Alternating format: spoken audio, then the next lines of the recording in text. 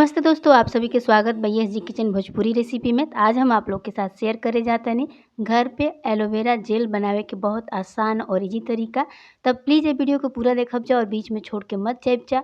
और अगर आज के वीडियो आप लोग के पसंद आए तो प्लीज़ लाइक शेयर और सब्सक्राइब कर मत भूलब जा।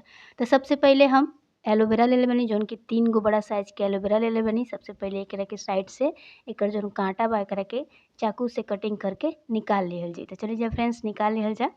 तो दोनों साइड से आप लोग एकर कांटा वाला जौन भाग बा चाकू से आप लोग आसान तरीके से निकाल लेब जा। अब बीच से एकरा के काट लिहल जी और काट के थोड़ा सा छोटा कर दिहल जी और सारा कांटा यही तरीके से हमने के निकाल लिहल जी। तो चलिए दूसरा वाला भी एलोवेरा के कांटा निकाल लिहल जाए इस तरीके से। तो साइड से आसानी से आप लोग निकाल लेब जा, बस हाथ में मतलब कि लगे तो बस हाथ में आप लोग की कांटा चुभे के ना चाहिए। यही तरीका से हमने के सारा कांटा के निकाल लिहल जी। आप लोग देख सके नहीं जा। और एक हम थोड़ा सा बीच से कटिंग कर देते नहीं, यही तरीके से करके छोटा साइज में भी आप लोग कर सके नीचा। अब का कर जी कि चाकू की मदद से एकर जौन ऊपरा वाला भाग बा एकरा के निकाल लिहल जी। तो आसान तरीके से आप लोग निकाल लेब जा। तो ये देखिए फ्रेंड्स, यही तरीके से हमने के अलग करे के बाटे और सारा एलोवेरा के यही तरीके से हमने के ऊपरा वाला भाग निकाल लेवे के बा। तो चलिए दूसरा वाला हम निकाल के आप लोग के दिखाओ। तो एकदम आसान तरीके से आप लोग इस तरीके से चाकू की मदद से निकाल लेब जा तो बढ़िया से ही निकल जाई। कोनो झंझट नहीं है, बहुत ही कम समय में आप लोग के निकाल लेब जा। तो यही तरीके से निकाल लेब जा। और ये देखिए हम निकाल ले बनी, यही तरीके से आप लोग भी निकाल लेब जा। अब सारा एलोवेरा के हम यही तरीके से ऊपर वाला भाग निकाल के रख ले बनी। अब चाकू की मदद से का कर जी के में कट लगावल जी, तरीके से। तो यही तरीके से आप लोग कट लगा लेब जा। तो कट लगैला से ही फ़ायदा रही फ्रेंड्स कि आप लोग के एलोवेरा के जौन गुद्दा बा निकाले में आसानी रही। तो चलिए जब दूसरा वाला भी एलोवेरा में हमने के कट लगा लिहल जा। तो चाकू की मदद से आराम से आप लोग कट लगा लेब जा। तो जैसे आम के गुद्दा हमने के निकाले नहीं जा, वही तरीके से चाकू की मदद से आप लोग निकाल सके नहीं जा। अब का कर जी कि एगो मिक्सी बॉल लिहल जी और में सारा गुद्दा हमने के चाकू की मदद से ए तरीके से निकाल लिहल जी। देख सके नहीं जा, बहुत आसान तरीके से आप लोग निकाल ले जा। चम्मच से भी आप लोग निकाल सके नहीं जा के, चाकू की जगह पे चम्मच भी ले सके नहीं जा। और आसान तरीके से आप लोग एलोवेरा के जूस के मतलब कि एलोवेरा के गुद्दा के निकाल सके नहीं जा। तो दोनों हाथ से बढ़िया से कि पकड़ के आप लोग आराम से निकाल ले जा, ना तो हाथ भी कट सकेला। काहे कि एलोवेरा बहुत ही मतलब कि लरबर टाइप के होला, तो हाथ में ही फिसले लगेला। ये वजह से थोड़ा सा सावधानी बरतब जा और सावधानी से करके आप लोग निकाल लेब जा।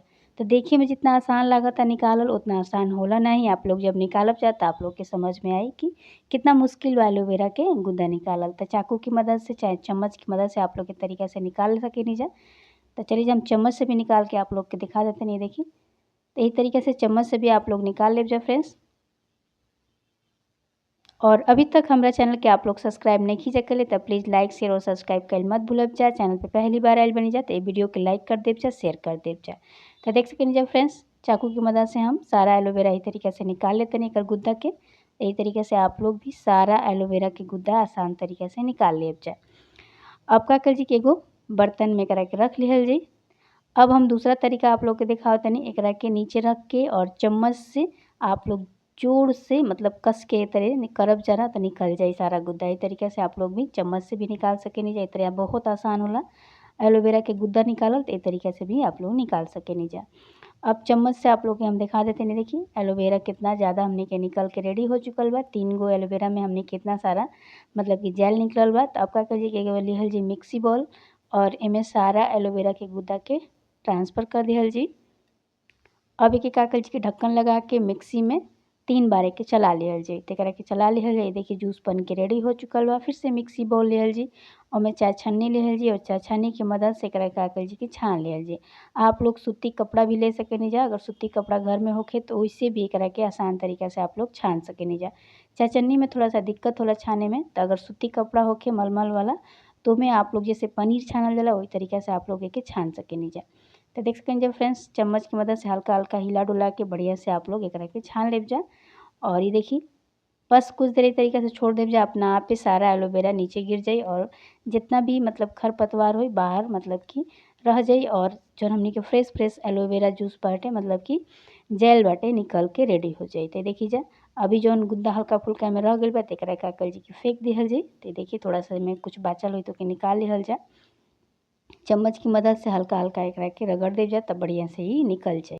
तो फ्रेंड्स आप लोग ये देख सकेनी जा हम सारा एलोवेरा के जूस निकाल के रेडी कर लेले बनी। अभी आप लोग देख सकेनी जा हमनी के बढ़िया से जेल निकल के रेडी हो चुकल बा। तो अब एजा हम लेले बनी एगो शीशा के जार लेले बनी और एमे का कइल जी कि बढ़िया से सारा एलोवेरा के हमनी के निकाल लेहल जी। जितना भी जेल बटे निकाल के रेडी कर लेहल जी। आप लोग प्लास्टिक के भी डब्बा ले सकेनी जा। अगर घर पे शीशा के तरीका से जैम वाला डब्बा होला तो क्या आप लोग रख सकेनी जा। तो जैम के ही डब्बा रहला तब एकरा के हम का केनी कि ढक्कन लगा देतनी। एकरा के बढ़िया से पानी से आप धुल लेब जा और सारा जेल एमे निकाल के रेडी कर लेब जा। तो देख सकेनी जा फ्रेंड्स हमनी के एलोवेरा जेल निकल के रेडी हो चुकल बा घर पे। एकरा के आप लोग अपना फेस पे आप लोग लगा सकेनी जा। और अगर आज की हमारी वीडियो आप लोग के पसंद आई लोग है तो प्लीज़ लाइक शेयर और सब्सक्राइब कर मत भूलब जा। चैनल पे पहली बार आयल बन जा तब प्लीज़ ये वीडियो के लाइक शेयर और सब्सक्राइब कर देव जा। और प्लीज़ कमेंट करके हमके बताइब जा कि ये वीडियो के आप लोग कौना देश और कौना राज्य से देखतन जा, ताकि हम आप लोग के थैंक यू बोल सकी और कमेंट में अपना नाम भी लिख देव जा। तो आज के थैंक यू जाता पुष्पा जी के जौन की हरियाणा से बाड़ी और हमारे रेगुलर वीडियो देखेली। तो आपके बहुत ही थैंक यू। तब तक खातिर बाय बाय। फिर मिल जी कल एगो नया वीडियो के साथ।